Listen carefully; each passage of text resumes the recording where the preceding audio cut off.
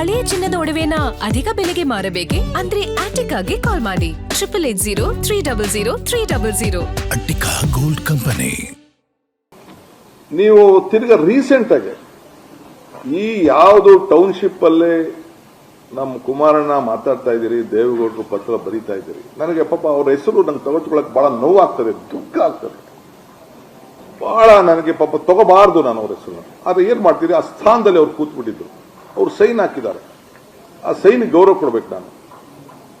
ಅದೇ ಟೌನ್ಶಿಪ್ ಅಲ್ಲಿ ಈ 9,000 ಟೌನ್ಶಿಪ್ ನಲ್ಲೇ ನಿಮ್ಮ ಸರ್ಕಾರದ ನೀವು ಏನ್ ಪಾಲ್ದಾರರಾಗಿದ್ದೀರಿ, ಇವತ್ತು ನೀವೇನ್ ಮಂತ್ರಿಗಳಾಗಿದ್ದೀರಿ, ಆಗ ಗೌರವಾನ್ವಿತ ಮುಖ್ಯಮಂತ್ರಿಗಳಂತ ಯಡಿಯೂರಪ್ಪನವರು, ಜಗದೀಶ್ ಶೆಟ್ಟರ್ ಅವರು ಮತ್ತು ಯಾರು ಇದ್ರು ಆ ಸಂದರ್ಭದಲ್ಲಿ 80 ರಿಂದ 1 ಲಕ್ಷ ಕೋಟಿ ರೂಪಾಯಿಗೆ ಈಗ ಎಷ್ಟು ವರ್ಷ ಆದ್ಮೇಲೆ, 15 ವರ್ಷ ಆದ್ಮೇಲೆ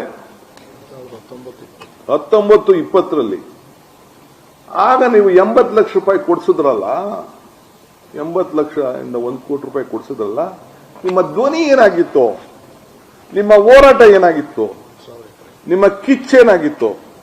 1,000 ಎಕರೆ ಈಗ ಕೊಡಿಸಿದ್ರಲ್ಲ, ಈ ಭೂಮಿಲಿ ಏನಾಗಿತ್ತು ನಿಮ್ಮ ಹೋರಾಟ? ನಿಮ್ಮ ಧರಣಿ ಯಾಕೆ ನಡೀಲಿಲ್ಲ? ಯಾಕೆ ವಿಧಾನಸೌಧದ ಗಾಂಧಿ ಸ್ಟ್ಯಾಚ್ಯೂ ಕಾಣಲಿಲ್ವೇ ಆಗ? ಯಾಕೆ? DK ಶಿವಕುಮಾರ್ ರಾಜ್ಯದ ಮುಖ್ಯಮಂತ್ರಿ ಆದಾಗ ಈ ಛಲ ಬಂತಲ್ಲ, ಆಗ ಈ ಛಲ ಯಾಕೆ ಬರಲಿಲ್ಲ? ಪಾಪ ಅಶೋಕಣ್ಣ ಕಂದಾಯ ಮಂತ್ರಿ, ಇಂಡಸ್ಟ್ರೀಸ್ ಮಿನಿಸ್ಟರ್ ಕೂಡ ಗೊತ್ತಿಲ್ಲ ಅವ್ರ ಹೆಸರು ಇದೆ, ಇಲ್ಲಿ ರೆವಿನ್ಯೂನ. ಓಕೆ, ಇಲ್ಲಿದೆ ಹೆಸರು, ಕಂದಾಯ ರೆವಿನ್ಯೂ ಮಿನಿಸ್ಟರ್, ನಮ್ಮ ಅಪೋಸಿಷನ್ ಲೀಡರ್. ಈಗ ಅವ್ರ ಸುಪುತ್ರ, ಯಡಿಯೂರಪ್ಪ ಸುಪುತ್ರ, ಈಗ ಪಕ್ಷದ ಅಧ್ಯಕ್ಷರು, ಅವರು ಕೂಡ ಹೋಗಿದ್ರು. ಯಾಕೆ ಇದು? ಯಾಕೆ ಇಷ್ಟು ದುಡ್ಡು? ಯಾಕೆ ಧ್ವನಿ ಎತ್ತಕ್ಕಾಗ್ಲಿಲ್ಲ? ನಾನು ಇದಾದ್ಮೇಲೆ ನಮ್ಮ MP ಪಾಟೀಲ್ ಅವ್ರು ಕೇಳಿದೆ, ಏನಪ್ಪ ಏನ್ ಕತೆ ಅಂತ. ಅಲ್ಲಿ ಅವ್ರಿಗೂ ಪತ್ರ ಬರೀತಾರೆ KDBಗೆ, land should be release to the private developer by the BMRD in installment to ensure that the project objectives are achieved in the manner envisaged ಅಂತ. ಅದಾದ ಮೇಲೆ ಹೇಳ್ತಾರೆ, the open global tendering process selection of private partner selection would be based on technical and financial bids. The private partner shall invest either on stand alone basis through a consortium. ಇದೇನು real estate ಏಜೆಂಟಾ? ಏನು ಇದೆ ಹೆಸರು? Real ಎಸ್ಟೇಟಾ? ಇದೇನು ಗೌರ್ಮೆಂಟಾ? ಇಲ್ಲ KDBನಾ? ಇಲ್ಲ family ಫರ್ಮಾ? ಯಾವ್ದಾದ್ರು family ಫರ್ಮಾ ದಂಧೆ ಮಾಡ್ತಾ ಇರೋರು? ಯಾವ ದಂಧೆ ಅಂತ ಕರೆಯೋಣ? ಯಾರು ರಿಯಲ್ ಎಸ್ಟೇಟ್ ಏಜೆಂಟು?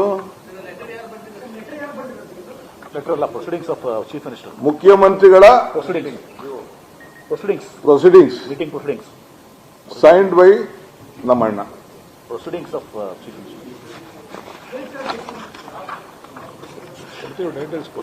ಎಲ್ಲ ಕೊಡ್ತೀವಿ ಬಿಡಪ್ಪ, ಡೇಟ್ ಎಲ್ಲ ಏನ್ ಬೇಕು ಈ ಡೇಟ್ ಹೇಳಿದೆನ. 23/9/2006.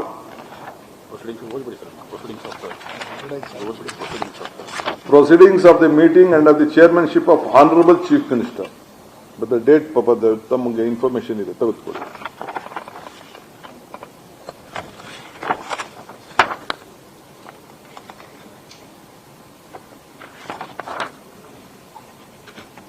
ಅದಾದ್ಮೇಲೆ 2019 ಆದ್ಮೇಲೆ ನಮ್ಮ ಮುಖ್ಯಮಂತ್ರಿಗಳಾಗಿದ್ದಂಥ ಯಡಿಯೂರಪ್ಪನವರು ಕೂಡ 2019ರಲ್ಲಿ, ಆಗ 21 ಇರ್ತಾರೆ, ಆಗ ಅಶೋಕ್ರವರು ಕೂಡ ಸಚಿವರಾಗಿರ್ತಾರೆ. ರಾಜ್ಯಕ್ಕೆ ಹೊಸ ಬಂಡವಾಳ ಬೆಂಗಳೂರಿಗೆ ಸಮೀಪದಲ್ಲಿ ಹೂಡಿಕೆಯಾಗುವ ಸಾಧ್ಯತೆ ಇರುವುದರಿಂದ ಕೈಗಾರಿಕೆಗಳು, ವಸತಿಗಳು ಮತ್ತು ವಾಣಿಜ್ಯಗಳಿಗಾಗಿ ಹಲವಾರು ಇಂಟಿಗ್ರೇಟೆಡ್ ಟೌನ್ಶಿಪ್ಗಳ ಅವಶ್ಯಕತೆ ಇರುತ್ತದೆ. ಇದಕ್ಕಾಗಿ ಈ 9,000 ಎಕರೆ ಭೂಮಿ ಸೂಕ್ತವಾಗಿರುತ್ತದೆ. ಆದ್ದರಿಂದ ಚೀಫ್ ಸೆಕ್ರೆಟರಿ ಅಧ್ಯಕ್ಷತೆಯಲ್ಲಿ ಒಂದು ಕಮಿಟಿ ಮಾಡಿಬಿಟ್ಟು ರಿಪೋರ್ಟ್ ತರಿಸಿಕೊಂಡು ಆ ಪ್ರದೇಶದ 35% ಕೈಗಾರಿಕೆ, 30% ವಸತಿ ಉಳಿದ ಭೂಮಿಯನ್ನ ಇತರ ಉದ್ದೇಶಕ್ಕೆ ಮಾಡಬೇಕು ಅಂತೇಳಿ ಅವ್ರಿಗೆ ಆಗ ಅವತ್ತು ಮಾರ್ಗದರ್ಶನವನ್ನ ಕೊಡ್ತಾರೆ. ನಾನು ಜಾಸ್ತಿ ಮಾತಾಡಕ್ ಹೋಗುದಿಲ್ಲ.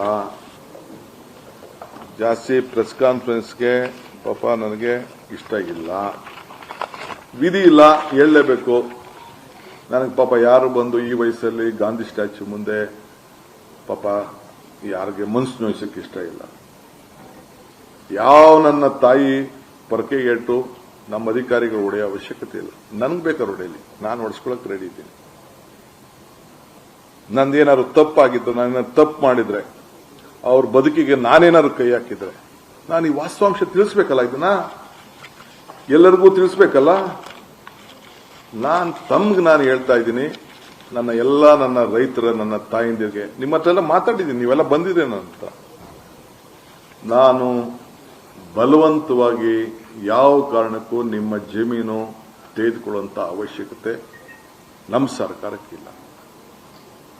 ಮುಖ್ಯಮಂತ್ರಿಗಳಾದಂತಹ ಗೌರವಾನ್ವಿತ ಕುಮಾರಸ್ವಾಮಿಯವರು, ಯಡಿಯೂರಪ್ಪನವರು ಏನು ಮಾರ್ಗದರ್ಶನವನ್ನು ಕೊಟ್ಟಿದ್ದಾರೆ ಅವೆಲ್ಲ ಮುಂದುವರೆದಂತ ಯೋಜನೆಗಳು. ಇದು ಕಂಟಿನ್ಯೂಷನ್ ಪ್ರೋಸೆಸ್. ಇದು ನಾನಿರ್ಬೋದು, ಇನ್ನೊಬ್ರು ಇರ್ಬೋದು, ಅದನ್ನ ನಾವು ಮುಂದುವರಿಸ್ತಾ ಇದ್ದೇವೆ. ಅದು ಬಿಟ್ರೆ ನಾನು ಇದಕ್ಕೆ ಬಲವಂತ ಮಾಡುವುದಿಲ್ಲ. ಅವರು ರೆಡ್ ಝೋನು, ಗ್ರೀನ್ ಝೋನ್ಗೋ ಒಂದು ಪ್ರೈವೇಟ್ ಆಗಿ ಒಂದು ಸಪರೇಟ್ ಆದೇಶ ಹೊರಡಿಸಿದ್ದಾರೆ. ಅದು ಮುಂದುವರಿಯುತ್ತದೆ. ಯಾರು ರೈತರು ಇಲ್ಲ ಪಾಪ ಅವ್ರು ಯಾರು ಮಾರ್ಕೊಳ್ಳಂಗಿಲ್ಲ, ಅವ್ರ ಬದುಕು ಕಟ್ಕೋಬೇಕು, ಅವ್ರ ಕೇರ ನೋಡ್ಕೋಬೇಕು. ಯಾರು ಮಾರ್ಕೋತೀನಿ, ಇಲ್ಲ ನಾನು ಕೊಟ್ಬಿಡ್ತೀನಿ, ನನ್ ದುಡ್ಡು ಕೊಡಿ ಅಂತ ಅಂದ್ರೆ ಈಗಾಗಲೇ ನೋಟಿಫಿಕೇಶನ್ಗಳು ಆಗೋಗಿದೆ. ಯಾರು ಬೇಕಾದ್ರೂ ಹಣ ತೆಗೆದುಕೊಂಡು ಹೋಗ್ಲಿ. ನಾನು ಬಲವಂತ ಮಾಡುವುದಿಲ್ಲ. ಮುಂಚಿತವಾಗಿ ನಾನು ರೈತಗಳ ಹತ್ರ, ಅಧಿಕಾರಿಗಳ ಹತ್ರ ಕರೆದು ಮೀಟಿಂಗ್ ಮಾಡಿದ್ದೀನಿ. ಅವ್ರು ಘೋಷಣೆ ಮಾಡಿದ್ದೀನಿ, 2.5-3 ಕೋಟಿ ರೂಪಾಯಿವರೆಗೂ ಕೊಡಬೇಕು ಅಂತ ರಿಕ್ವೆಸ್ಟ್ ಮಾಡ್ಕೊಂಡೆ. ಆಗ್ಲಿ ಅಂತ ಹೇಳಿದ್ದೀನಿ. ಯಾರು ಮುಂದೆ ಬರ್ತಾರೋ, ಯಾರು ಬೇಕೋ ಅವ್ರು ತೆಗೆದುಕೊಂಡು ಹೋಗ್ಲಿ, ಯಾರು ಬೇಡ ಬಲವಂತ ಏನಿಲ್ಲ.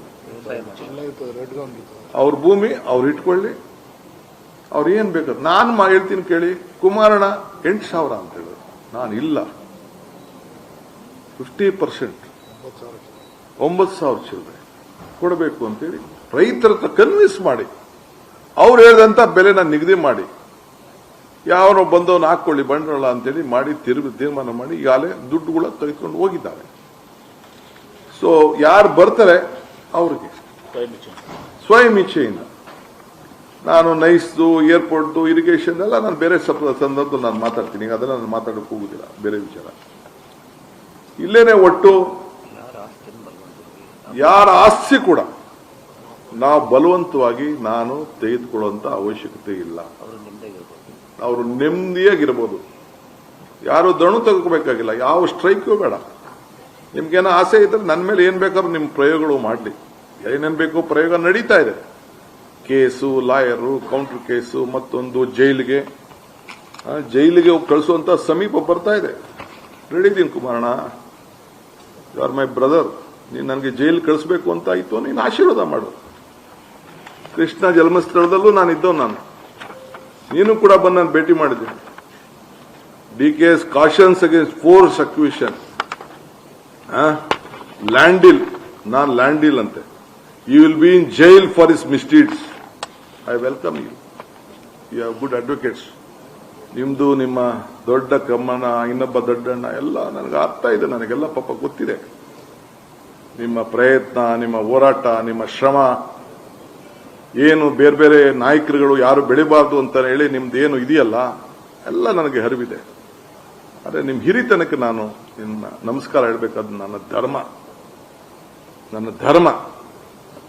ಸೊ ಅದನ್ನ ನಾನು ಗೌರವವನ್ನು ಕೊಡೋದನ್ನ ನೀವು ಸ್ವೀಕಾರ ಮಾಡಕ್ ಆಗ್ಲಿಲ್ಲ ಅಂದ್ರೆ ಅದು ನಿಮ್ ಪಾಡು, ನಿಮ್ ಬಿಟ್ಟಿದ್ದು. ಆದ್ರೆ ನಾನು ಯಾರಿಗೂ ಕೂಡ ಕೆಟ್ಟದನ್ನ ಬಯಸೋನಲ್ಲ, ನಿಮ್ಗೂ ಕೂಡ ಕೆಟ್ಟದನ್ನ ಬಯಸುವುದಿಲ್ಲ. ನನಗೇನ್ ನೀವು ಜೈಲು ಕಳಿಸ್ಬೇಕು ಅಂತ ತಾವು ಸಂಕಲ್ಪ ಮಾಡಿದ್ದೀರಿ, ಬೇಕಾದ್ರೆ ಮುಂದುವರಿರಿ. ಆ ಜೈಲಿಗೆ ಹೋಗಿ ಬಂದೇ ಈ ರಾಜ್ಯದ ಮುಖ್ಯಮಂತ್ರಿ ಆಗಿ ನಾ ಇಲ್ಲಿ ಕೂತಿದ್ದೀನಿ. ಜೈಲಲ್ಲಿದ್ದಾಗ ಜನ ಯಾವ ರೀತಿ ಈಚೆ ಬಂದ್ರು, ಯಾವ ರೀತಿ ನನ್ನ ಪರವಾಗಿ ನಿಂತ್ಕೊಂಡ್ರು, ಏನೇನಾಯ್ತು ಅಂತ ಕೂಡ ನಾನು ಕಣ್ಣಲ್ಲಿ ಆ ದೃಶ್ಯಗಳನ್ನು ನಾನು ನೋಡಿದ್ದೇನೆ.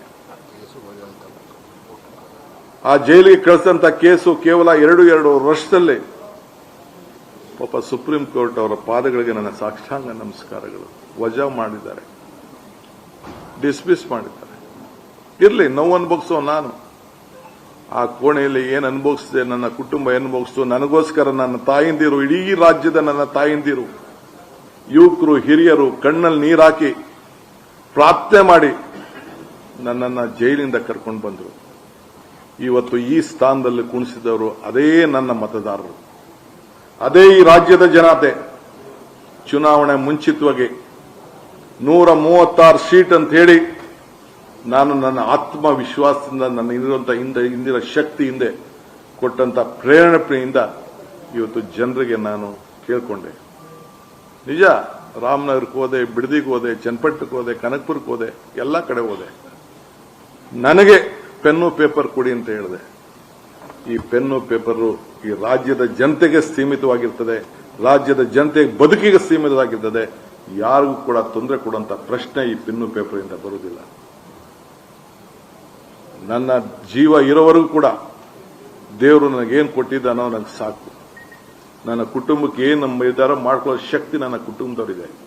ಈ ದೇಹ ಈ ರಾಜ್ಯದ ಜನತೆಗಾಗಿ ಮುಡುಪಾಗಿಡ್ತೇನೆ. ಒಂದು ಉತ್ತಮವಾದಂತಹ ಆಡಳಿತವನ್ನು ಕೊಡಬೇಕು. ಈ ರಾಜ್ಯದಲ್ಲಿ ಒಂದು ಸಾಕ್ಷಿ ಗುಡ್ಡೆಯನ್ನು ಬಿಡಬೇಕು. ಪ್ರತಿ ಹಂತದಲ್ಲಿ ಪ್ರತಿ ದಿನ ಕೂಡ ನನ್ನ ಆಡಳಿತದಲ್ಲಿ ರಾಜ್ಯದಲ್ಲಿ ಸುಭಿಕ್ಷ ಆಗಿರಬೇಕು ಅನ್ನೋದು ನನ್ನ ಕರ್ತವ್ಯ ಮತ್ತು ನನ್ನ ಧರ್ಮ. ಆದ್ರಿಂದ ನಿಮ್ಮ ಆಲೋಚನೆ ನನ್ನ ಜೈಲು ಕಳಿಸಬೇಕು ಅಂತ ಎಲ್ಲ ನನ್ನ ತಾಯಿಂದಿರಿಗೆ ಹೇಳ್ತಾ ಇದ್ದೀನಿ. ಬಿಡದಿದೆ ಇರ್ಬೋದು, ರಾಮನಗರ ಇರ್ಬೋದು, ಬೆಂಗಳೂರು ದಕ್ಷಿಣ ಜಿಲ್ಲೆ, ಆ ಜಿಲ್ಲೆ ಬೆಂಗಳೂರು ಜಿಲ್ಲೆ, ಅದು ಬೆಂಗಳೂರು ಜಿಲ್ಲೆ, ಆ ಹೆಸರು ಇವತ್ತು ಟೌನ್ಶಿಪ್, ನಾಳೆ ಏರ್ಪೋರ್ಟ್ ಇರ್ಬೋದು.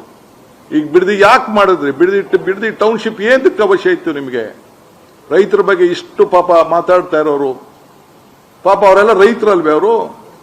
ಈಗ ಇಂಡಸ್ಟ್ರಿಯಲ್ ಟೌನ್ ಏನು ಈಗಲ್ಟನ್ ಸುತ್ತಮುತ್ತಲ ಏನು ಬಿಡದಿ ಟೊಯೋಟಾ ಫ್ಯಾಕ್ಟರಿ ಇವೆಲ್ಲ ಸುತ್ತಮುತ್ತಲು ಬಂದಿದೆಯಲ್ಲ, ಆ ಕೇತ್ಕನಹಳ್ಳಿ ನಾವು ಸೇರ್ಸ್ಕೋಬೋದಾಯ್ತಲ್ಲ ಇಂಡಸ್ಟ್ರಿಯಲ್ ಟೌನ್ಶಿಪ್ಗೆ. ದೇವಗಿರಿಗೂ ಸೇರ್ಸ್ಕೋಬೋದಾಯ್ತಲ್ಲ, ಎಲ್ಲ ಕಡೆ ಸೇರ್ಸ್ಕೋಬೋದಾಯ್ತಲ್ಲ, ಯಾಕೆ ಸೇರಿಸಲಿಲ್ಲ? ಎಲ್ಲೆಲ್ಲಿ ಏನೇನು ನಡೆದಿದೆ ಅಂತ ನಾನು ಇನ್ನೊಂದು ದಿನ ಬೇರೆ ದಿನ ನಾನು ಮಾತಾಡ್ತೇನೆ. ನನ್ನ ಕೆಣಕಕ್ಕೆ ದಯವಿಟ್ಟು ತಾವು ಹೋಗಬೇಡಿ. ನಿಮ್ಮ ಬದುಕು ನೀವು ಕಟ್ಕೊಳ್ಳಿ, ಒಳ್ಳೇದಾಗ್ಲಿ ನಿಮ್ಗೆ. I wish you all the best.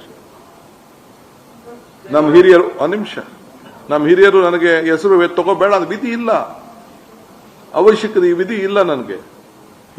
ಇದು ನನ್ನ ಕನಸಿನ ಯೋಜನೆ ಅಲ್ಲ, ನಿಮ್ಮ ಯೋಜನೆ. ನಿಮ್ಮ ಯೋಜನೆಗೆ ಮುನ್ನುಡಿ ನೀವು ಬರೆದಿದ್ದೀರಿ, ಹೆಜ್ಜೆ ಹಾಕಿದ್ದೀರಿ. ಯಾರಿಗೂ ಬಲವಂತ ಮಾಡುವಂತ ಪ್ರಶ್ನೆ ಇಲ್ಲಿ ಬರುವುದಿಲ್ಲ. ಯಾರು ಬೇಕಾದ್ರೆ ಸರ್ಕಾರಕ್ಕೆ ಭೂಮಿ ಕೊಡಬಹುದು. ಇದು ಯಾವ ಕಾರಣಕ್ಕೂ ಪ್ರೈವೇಟ್ ಇನ್ವೆಸ್ಟ್ಮೆಂಟ್, ಪ್ರೈವೇಟ್ ಅವರ ಹತ್ರ ನಾವು ದಂಧೆ ಮಾಡೋಂತ ವಿಷಯ ಇಲ್ಲ. ಇದು ಸರ್ಕಾರದ ಯೋಜನೆ ನಡೀತದೆ. ಸರ್ಕಾರ ಯಾವ ರೂಪಕ್ಕೆ ಆಗ್ಬೇಕು ಆಗ್ತದೆ. ಯಾರು ಕೊಡ್ತಾರೆ ಅವ್ರು ತಗೊಳ್ತೀವಿ. ಬೇರೆಯವರು ನೀವು ನಿಮ್ಮ ಗೌರವದಿಂದ ನಿಮ್ಮ ಆಸ್ತಿ ಪಾಸ್ತಿಯನ್ನ ಮಾಡ್ಕೊಳ್ಳಿ. ನಾನು ಕೂಡ ನನ್ನ ಅವಧಿಯಲ್ಲಿ ಪೆನ್ನು ಪೇಪರ್ ನನಗೆ ಸಿಕ್ಕಿದಾಗ ಆ ಊರಿನಲ್ಲಿ ವಲಸೆಗಳ ತೆಗಿಬಾರ್ದು, ಆ ಊರನ್ನು ಅಭಿವೃದ್ಧಿ ಮಾಡಬೇಕು ಅಂತೇಳಿ ಸುತ್ತಲೂ ಆ ಊರಿಗೆ ಒಂದು ಟೌನ್ಶಿಪ್ ಆಗಿ ಅದನ್ನು ಇಟ್ಕೊಂಡು ಅಭಿವೃದ್ಧಿ ಮಾಡಬೇಕು ಅಂತ ಅದು ಕೂಡ ನಾನು ಯೋಜನೆಯನ್ನ ನಾನು ರೂಪವನ್ನು ನಾನು ಮಾಡಿದ್ದೇನೆ. ಅದರಿಂದ ಇಲ್ಲಿ ಹೇಳ್ತಾ ಇದ್ದೀನಿ, ನಿಮ್ಮ ಆಸ್ತಿಗಳನ್ನ ನೀವು ಇಟ್ಕೊಳ್ಳಿ. ನಾನು ಇದಕ್ಕೆ ಒಂದು ಸಣ್ಣ ಸಮಿತಿಯನ್ನ ರಚನೆ ಮಾಡ್ತೀನಿ. ಒಂದು 2-3 ತಿಂಗಳಲ್ಲಿ ಶಾಸಕರು ಮಾಡಬೇಕು, ಇಲ್ಲ ಅಂತಂದ್ರೆ ಅಧಿಕಾರಿಗಳು ಮಾಡಬೇಕು, ಇಲ್ಲಾಂದ್ರೆ ಜಡ್ಜಸ್ ಯಾರು ಮಾಡಬೇಕು, ಇಲ್ಲ ರಿಟೈರ್ಡ್ ಜಡ್ಜ್ ಮಾಡಬೇಕು ಅನ್ನೋದನ್ನ ನಾನು ನನ್ನ ಸಂಪುಟದ ಸಭೆಯಲ್ಲಿ ನಾನು ಮುಂದಕ್ಕೆ ನಾನು ಚರ್ಚೆ ಮಾಡಿಬಿಟ್ಟು ನಾನು ತೀರ್ಮಾನವನ್ನು ಮಾಡ್ತೇನೆ. 1-2 ತಿಂಗಳು ಅವರು ರಿಪೋರ್ಟ್ ಕೊಡ್ಲಿ, ಆಮೇಲೆ ನಾನು I am not in a Hari.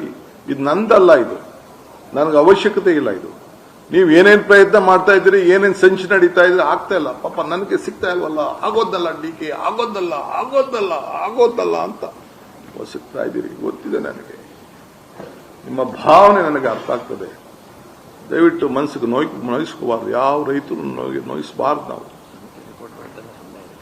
So report ಬರೋವರೆಗೂ ನಾನು ಕಾಯ್ತೀನಿ. ಮುಂದಕ್ಕೆ ನೋಡೋಣ ಅದೇನು ಹೇಳ್ತಾರೆ, ರೈತರು ಏನ್ ಹೇಳ್ತಾರೆ. ರೈತರಿಗೆ ಬಿಟ್ಬಿಡ್ತೀನಿ.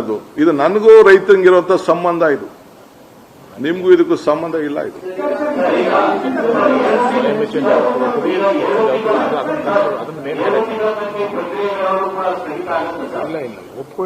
ನೋಡಪ್ಪ, ಸ್ವ ಇಚ್ಛೆಯಿಂದ ಯಾರಿಗೆ ಆಸ್ತಿ ನಮಗೆ ಇದು ಝೋನಿಂಗ್ ಇದೆ, ನಮ್ಗೆ ಬೇಕು, ದುಡ್ಡು ಬೇಕು ಅಂತ ಹೇಳ್ತಾರೆ, ಅವ್ರಿಗೆ ಕೊಡ್ತೀವಿ. ಯಾರಿಗೆ ಬೇಡ ಅಂತ ಬಿಡ್ತೀವಿ. It is a continuous process. We will not force anyone.